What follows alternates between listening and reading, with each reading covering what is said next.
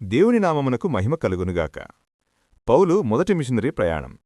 అంతియొకయలోని సంఘము బర్నబాను, పౌలును సువార్త నిమిత్తము పంపెను. వారు మార్కును వెంటబెట్టుకుని బర్నబా యొక్క జన్మభూమియగు కుప్రకు వెళ్ళిరి. ఆ దీవి యొక్క పడమటి దిక్కు నుండి తూర్పు దిక్కుకు ప్రయాణము చేయుచు బోధించిరి. పాపులో పెర్గే పౌలు అనే ఒక రోమా అధిపతి క్రీస్తును విశ్వసించెను. ఇప్పటినుండియే సౌలు అని పేరునకు బదులు పౌలు అని పేరు వాడుకలోనికి వచ్చెను. ఆ ఇద్దరు అపోస్తలులు అనగా బర్నబా మరియు పౌలు పేర్లలో ఇప్పటినుంచే పౌలు పేరు మొదట వచ్చుట మనం గుర్తించవచ్చు.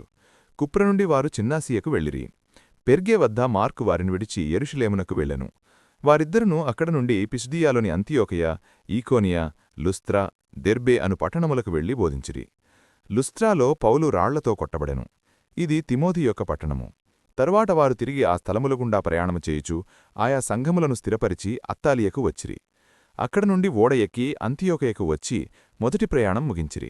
ఇక్కడ నుండిగా పౌలు గలతీయులకు పత్రిక వ్రాసినని కొందరి అభిప్రాయము. కాని అది యెరూషలేమునందు జరిగిన మొదటి క్రైస్తవ మహాసభకు తిమ్మట రాయడం జరిగిందని కొందరి అభిప్రాయము. మరికొందరు మూడవ ప్రయాణమునందు ఎఫెసీ నుండి వ్రాసినని అభిప్రాయపడుదురు. ఈ యెరూషలేమునందు జరిగిన మొదటి క్రైస్తవ మహాసభ క్రీస్తు శకము 49వ సంవత్సరము లేక 50వ సంవత్సరము జరిగినదని భావింతురు. అన్యులు క్రైస్తవ సంఘములోనికి రావడం ప్రారంభించినప్పుడు వారు మోషే నియమించిన ఆజ్ఞ ప్రకారం చేయుటను గూర్చి గొప్ప సమస్య వచ్చెను. యూదామతాభిమానులకు క్రైస్తవులు కొందరు అంత్యోకయకు వచ్చి అన్యుల్లో నుండి క్రైస్తవులైన వారు సున్నతి చేయించుకొనవలెనని చెప్పిరి. ఈ వాద పరిష్కారార్థమై పౌలు బర్నబా మరికొందరు క్రైస్తవులతో కలిసి యెరూషలేమునకు వెళ్లారు. పౌలు యెరూషలేమునకు వెళ్ళుట ఇది మూడవసారి. సభ జరిగిన పిమ్మట మరలా మార్కును వెంటబెట్టుకుని అంత్యోకయకు తిరిగి వచ్చిరి. ఇది పౌలు మొదటి ప్రయాణం యొక్క పూర్తి వివరాలు. ఆమేన్.